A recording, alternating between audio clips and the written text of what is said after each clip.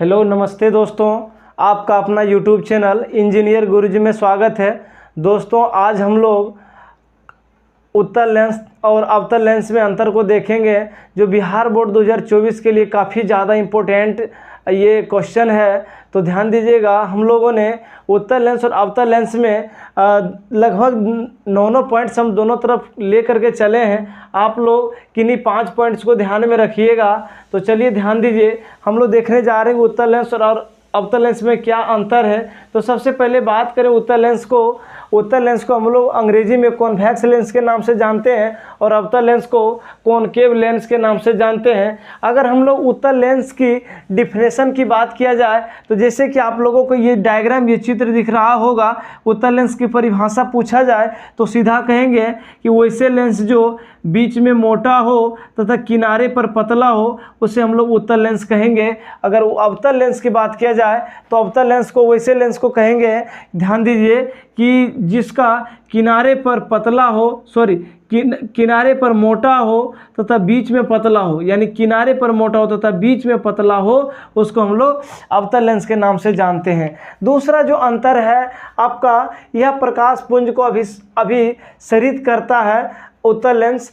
जबकि अवतल लेंस की बात किया तो यह प्रकाश पुंज को अपसरित करता है। ये अभिसरित शब्द और अपसरित शब्द क्या है, तो ध्यान दीजिएगा।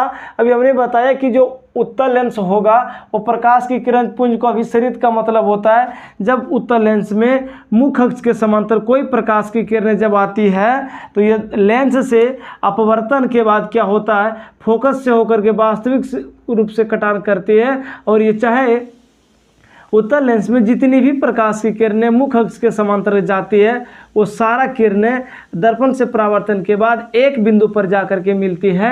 इसीलिए उत्तल लेंस को हम लोग अभिसारित लेंस के नाम से जानते हैं। अगर अवतल लेंस की बात किया जाए तो यह प्रकाश पुंज को अपसरित करता है। इसका मतलब होता है कि अवतल लेंस जो है आपका, ये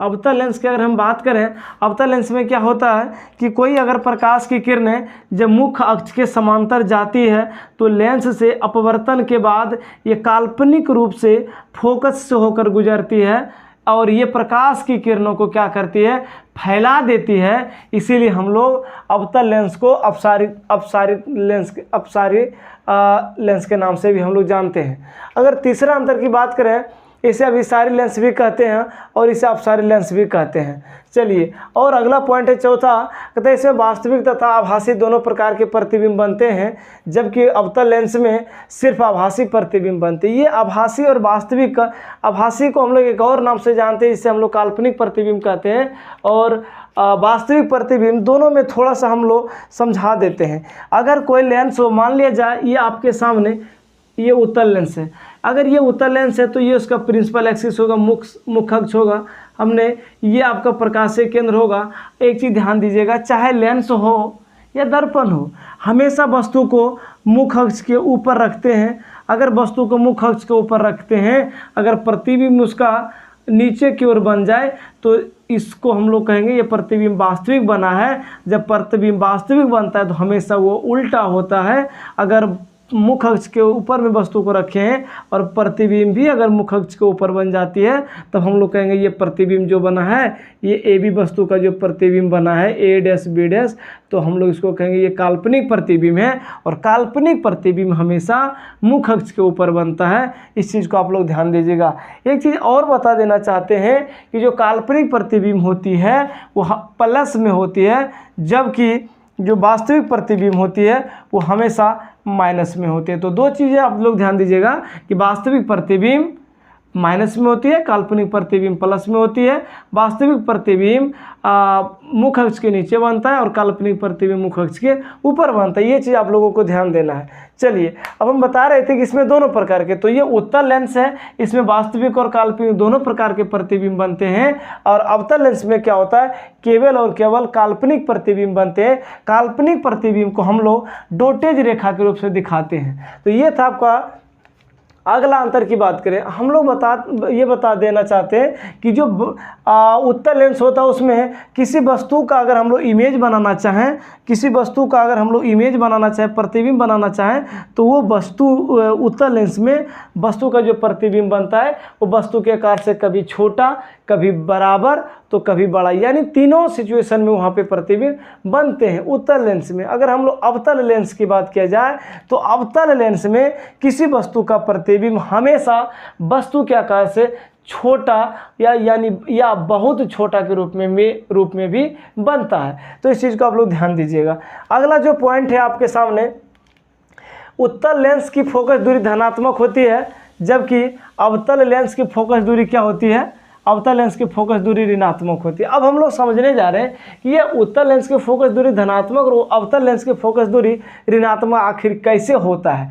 चलिए, ये आपके सामने उत्तल लेंस दिख रहा है, ये दोनों सेमी डायग्राम है, ये दोनों उत्तल लेंस है। होता है क्या कि ये आपका प्रकाशीय केंद्र है ना, ये आपका प्रकाशीय केंद्र है,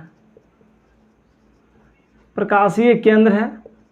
एक चीज़ आप लोग ध्यान दीजिएगा, हम लोग किसी भी वस्तु की दूरी अगर मापते हैं तो प्रकाशीय केंद्र से मापा जाता है, प्रकाशीय केंद्र से दूरी को मापते हैं। अगर फोकस दूरी की बात किया जाए तो देखिए, ये प्रकाशीय केंद्र से अगर दायां ओर अगर हो जाए तो ये प्लस में होगा, जबकि इसका अगर प्रकाशीय केंद्र के बाएं की ओर अगर हो जाए तो हम लोग इसको दूरी को क्या कहेंगे, ये माइनस में कहेंगे। तो अब उत्तल लेंस में जो होती है वो प्रकाश जो फोकस दूरी होती है ना, ये तो आपका प्रकाशीय केंद्र होगा, यहाँ पे फोकस होता है, तो इधर की दूरी हम लोग क्या लेंगे, प्लस में लेंगे, है ना। इधर की दूरी क्या लेंगे, प्लस में, जबकि मूल बिंदु से बाएं ओर की दूरी क्या लेंगे, माइनस में लेंगे। तो इसमें अगर हम बात करें अवतल लेंस में, तो अवतल लेंस में क्या होता है कि देखिए, ये मुख्य अक्ष के समांतर इसमें जब प्रकाश की किरणें आती है इसको फैला देती है ना, लेकिन ये काल्पनिक रूप से प्रकाश की ओर फोकस पर मिलती है, ये काल्पनिक रूप से फोकस की ओर मिलती है।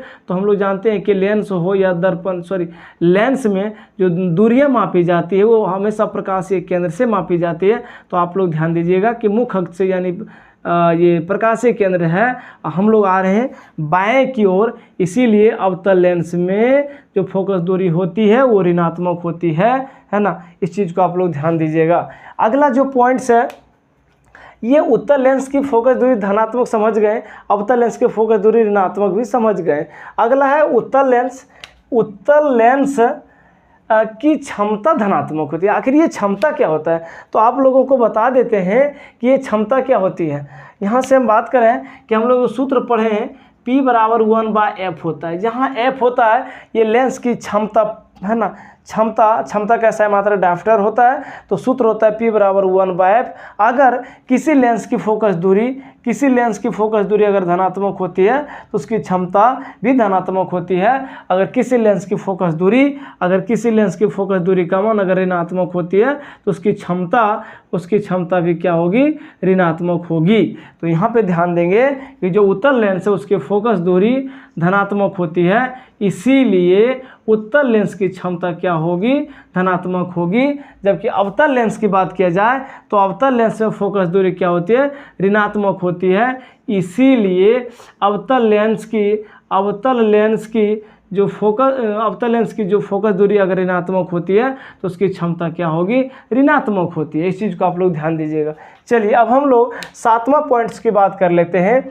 कहता है इस लेंस का फोकस वास्तविक होता है। ये वास्तविक और काल्पनिक फोकस क्या होता है, हम बात करना चाहें। ये आपका सामने उत्तल लेंस दिख रहा है, ये मुख्य अक्ष के समांतर अगर कोई प्रकाश की किरणें जा रही है तो लेंस से, देखिए यहाँ से ये प्रकाश की किरणें जा रही है तो लेंस से क्या हो रहा है, अपवर्तन होकर के एक बिंदु पर मिल रहा है, और ये वास्तविक रूप से एक बिंदु पर मिल रहा है ना। इसीलिए हम लोग कहते हैं जो उत्तल लेंस होता है उसमें जो फोकस होती है, फोकस बिंदु होती है, वो वास्तविक रूप से होती है। जबकि अवतल लेंस की अगर हम लोग बात करें तो अवतल लेंस में जब प्रकाश की किरणें ये मुख्य अक्ष के समांतर जब जाती है तो लेंस से अपवर्तन के बाद क्या होता है, ये डाइवर्ज हो जाती है, यानी ये फैल जाती है, और ये काल्पनिक है ना, ये काल्पनिक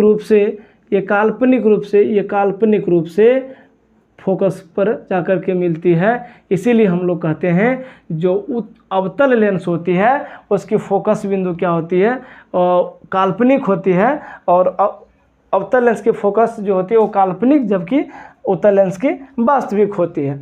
अगला पॉइंट है, कहता है इस लेंस का उपयोग दूरदृष्टि के रूप में किया जाता है, जबकि इस लेंस का उपयोग निकट दृष्टि दोष के रूप में किया जाता है। ये दोष मानव नेत्र में एक दोष होता है, जिसमें अगर किसी व्यक्ति को दूर की वस्तु दिखती है तो दूरदृष्टि दोष कहते हैं। अगर उस दोष को निवारण करना हो तो उसकी आँखों में जो चश्मा लगाई जाती है उस चश्मे में उत्तल लेंस का प्रयोग करते हैं। अगर किसी व्यक्ति को नज़दीक की वस्तु को दिख रही है तो उसमें निकट दृष्टि दोष होती है, उस दोष को दूर करने के लिए हम लोग अवतल लेंस का प्रयोग करते हैं। अगला जो अंतर है आपके सामने, अगला अंतर है, कहता है इस लेंस में मुख्य अक्ष के समांतर आती प्रकाश की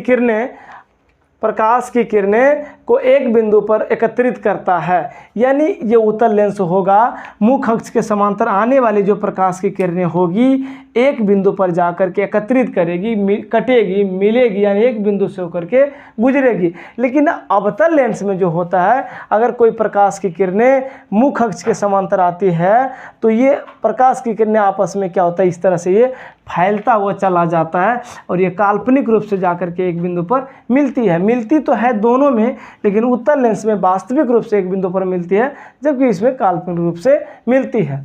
तो इस तरह से ये आपका जो उत्तल लेंस और अवतल लेंस में हम लोग जो अंतर देखें, इस तरह से समाप्त होता है। अगर आप लोगों को ये वीडियो अच्छा लगा हो तो आप अपने YouTube चैनल समझ करके हमारे वीडियो को काफ़ी ज़्यादा शेयर और सब्सक्राइब और लाइक करें। अगर आप लोगों की किसी भी प्रकार का कोई वीडियो का डिमांड हो तो आप हमारे कमेंट सेक्शन में एक बार ज़रूर कमेंट करके बताएं।